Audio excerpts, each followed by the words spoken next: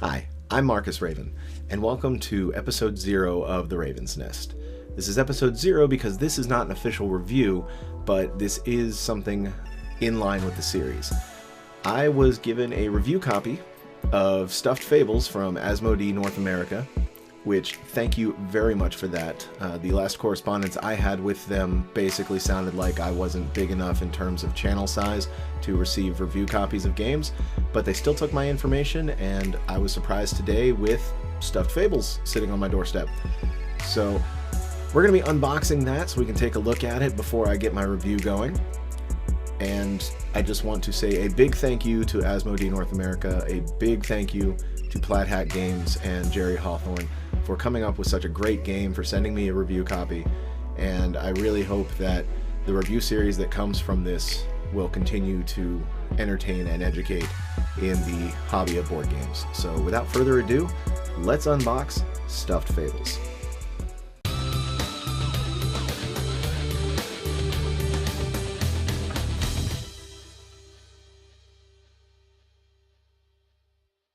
All right. So this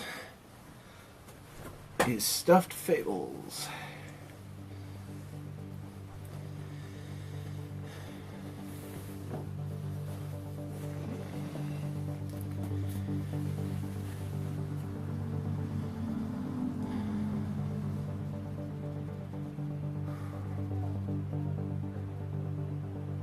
Okay.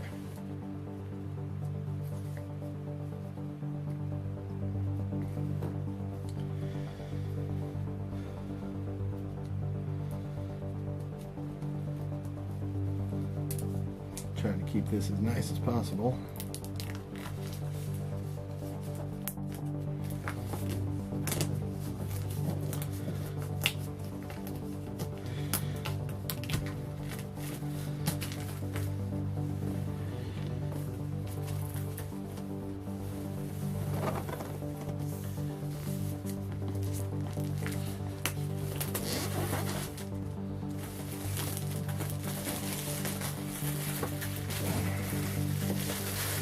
Very nice, very nice. Oh, ho, ho, ho. Come on.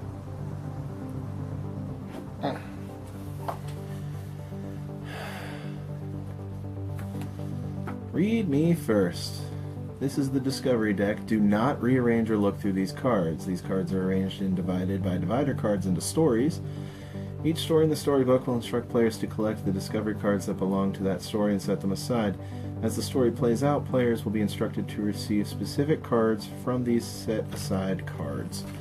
So that is the very first thing that you see. This is a rule book. Okay, so, ooh, very nice. Shows the various things. Dice, tokens, components, page setup. Okay, so this is the actual, like, how to play the game once you're in it. And it shows the dice. Very nice. I realize this is upside down, so let me, because I'm on the opposite side of the table.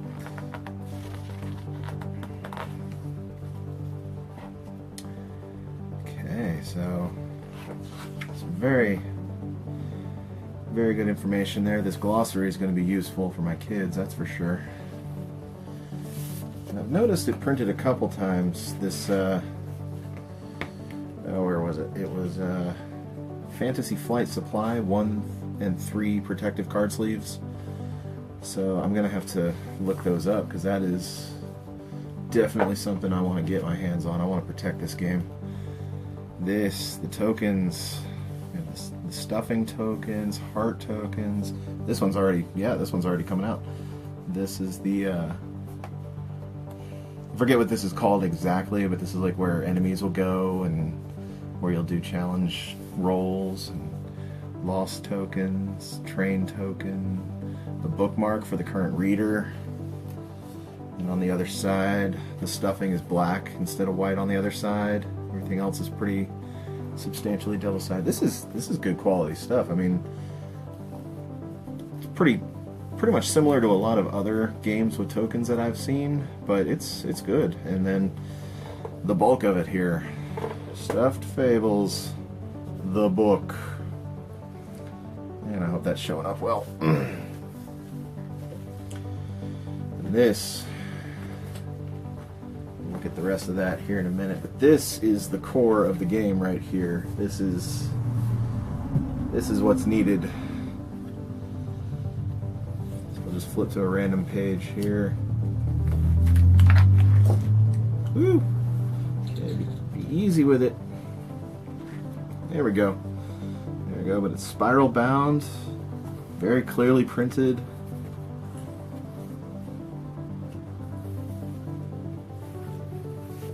Oh my god, I didn't even see that in the Watch It Played previews. That map looks amazing. Power of Tears, oh my goodness. Here's the bedroom.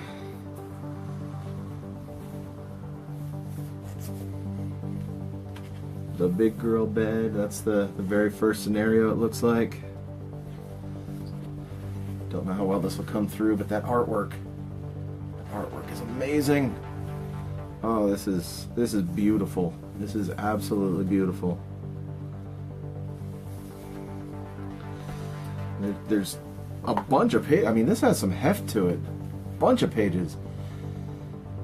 We got a character glossary and table of contents on the back for the different scenarios. So that's awesome. Yeah, story 1, big girl bed. It looks like we've got some interesting stories there. Man, I'm excited. And the characters I have not seen anything about yet are Lumpy, Lionel, and Piggle. Stitch was in the Watch It Played preview that I watched through. Flops and Theodora were the ones that were played.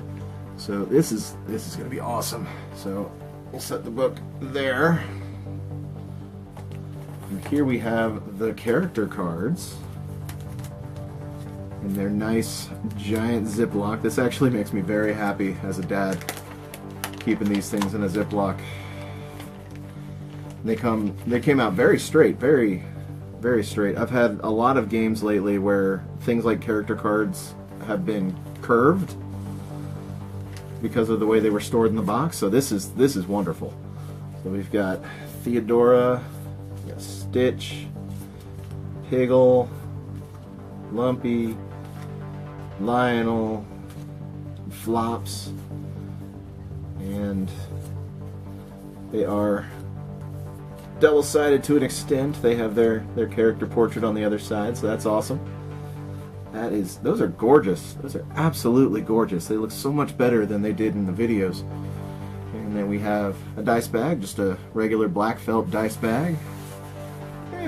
Little mussed up from the factory, I'm assuming, but that's okay. That's okay. Got a big old bag of dice. These are kind of small. I wasn't expecting them to be this small, but I guess that makes sense. So we got blue, green, white, yellow, black. The pinkish ones are actually purple. Like they're pink in look, but they are considered purple to the game. And the orange ones are red to the game.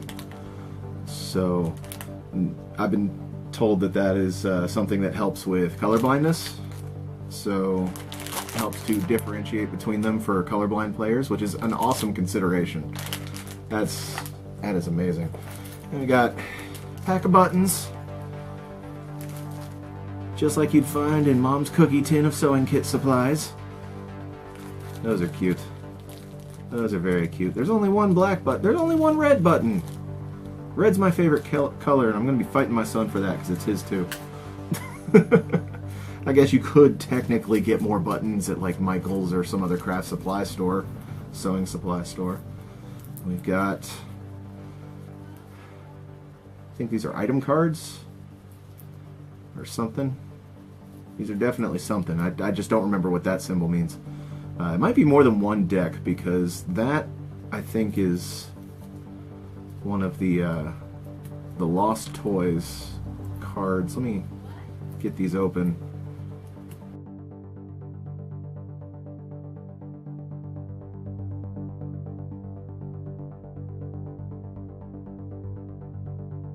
There we go.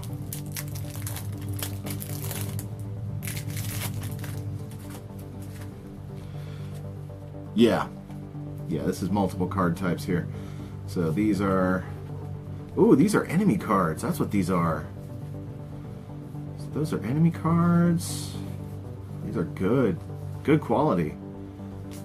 Feel like standard playing cards. Look about the right size for that, too. You can get sleeves for these pretty much anywhere then. That'll be nice. And then we've got... Oop, that's a different part of the deck. We've got some status, or yes, I guess you would say status cards. These affect things on the board, it looks like. So that's nice. And this is, I know, the sleeping deck.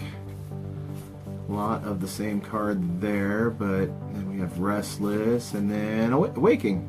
And that's when the little girl wakes up. Don't want that. Don't want that. And then these are the lost toy cards. Yeah, because these are like the things you'll find on a map. Lost toys that have circumstantial results and could be a good thing, bad thing, or otherwise. That's all really nice. Really nice. Gorgeous artwork on those too. And then we've got... Okay, so this is the story deck, the one that the game explicitly told us not to reorder.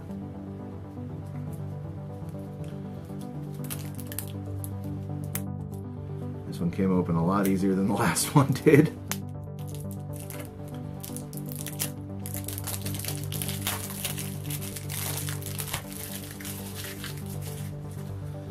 Okay, so we have the story deck, which has, yep, and then that, let's see, are these numbered in any kind of way in case they do get out of order? Not really. Oh, wait. The other side of the story deck does contain a card roster so that you can reorder them back the way they're supposed to be if they do get out of order. That's okay. Okay, I was a little worried there for a second, but it looks like, yeah, we got, I don't want to spoil too much because these all seem very, very important. There's like a variety of item, enemy, lost, and story cards in here, so, but this is the important deck that you don't reorder. So then we've got the last of the full-size decks here. And this looks to be, I think I see a dice reminder card in here. This one also wants to have trouble.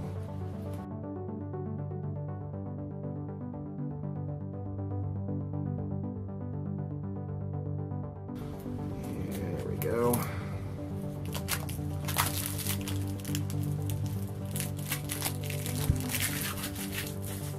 Okay. Yeah, it looks like we've got equipment cards. Items. This is all very nice, very nice. And then, player turn and dice reference. So these are the reference cards that help you keep track of what's going on. And these are all the items that you can get for your stuffies, which is really cool. And so many cards. And the artwork on the back is just so amazing. I think if I sleeve these, I would need to get clear sleeves so I could still see what they are on the back. And if I did opaque sleeves, I'd have to color coordinate everything. Here we have a small deck. And I believe these are things like status effects.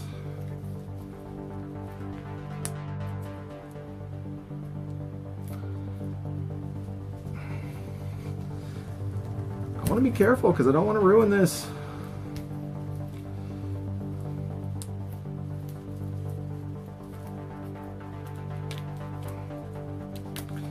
There we go. There we go. So we got worried, scorched. Oh, that sounds painful. Scared. Courageous. That's an important one. Trapped. Angry. Yeah, so these are status effect. Torn. Oh no. Skrilla's Mark. I'm sure that's a thing. These are status effect cards, and these are small cards. I'm gonna have to compare these to the small cards in Mega Man, because if I can get sleeves for the ones in Mega Man that are this size, that'd be awesome. But actually, I can already tell these are different than Mega Man. But yeah, these are awesome. These are awesome. And then finally, the big bag of everything. Figures. All the figures. Oh my goodness, the miniatures. These are enemies and bosses that I'm pulling out right now. So each enemy has a shape underneath it that helps differentiate between the individual ones. There are things for that, I know that much. Here's another enemy. Those little doll-headed crab things, those things are horrifying. There's a Stuffy. There's another enemy. Another crab. Another crab thing. There's Lumpy. Which one was this? This was not Theodora. Flopsy? Something like that. This here's the big bad. It's the Nightmare King right there. Forget his actual name. I don't know what this one is, but I haven't seen this one in any promotional artwork. That's a freaky looking woman. A girl, or whatever. Here's Stitch, who's probably going to be my favorite character. Piggle. Lionel. Some kind of mad scientist dude. I really hope I'm getting all these on camera, because there's no guarantee. We got that.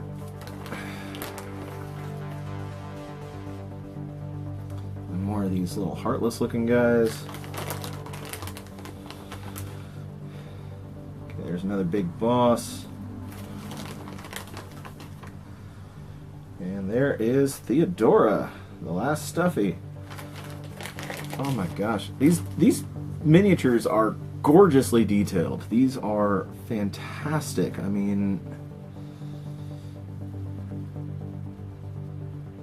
very, very detailed, even on the smallest parts. Like, this guy's hands even have bones in them. Like right through here. And just Lionel's mane. He's got a little patch on him. Lumpy just looks amazing. Creepy girl. Robot dog. I'm going to learn all the official names, I'm sure, once I actually get into the game and start playing. My family's going to play as soon as possible. But yeah, that's Stuffed Fables unpacked. So yeah, be on the lookout for my review of this fairly soon. Game should be out hopefully within the next couple of months. The last date Amazon was saying was February 5th. Just a couple days ago, that was January 16th, so it could be changed again. It could be earlier. I don't know for certain. I haven't seen anything otherwise. But yeah, this game is on its way. I would definitely, based on the component quality alone, say that this is worth every penny. I can see why this game is recommended at $60. It is a quality looking game. Everything feels great. The cards are sturdy and beautifully printed, and the figures are just absolutely detailed. They feel good to the touch. They're not too heavy, they're not too light, they don't feel like they're going to break in your hand, but they don't feel like heavy metal ones. Heck, even the dice, I didn't open any of these, it's small, but I mean, even the dice just look fantastic. This whole thing just screams of quality. So yeah, I'm going to be putting a review together for this fairly soon. I just wanted to unbox it because I was given this special opportunity. And I just want to say thank you to Asmodee North America and Plaid Hat Games and Jerry Hawthorne, the creator of the game. And just thank you for the opportunity to review this. and I look forward to playing it with my family. So that's it for me. Bye-bye.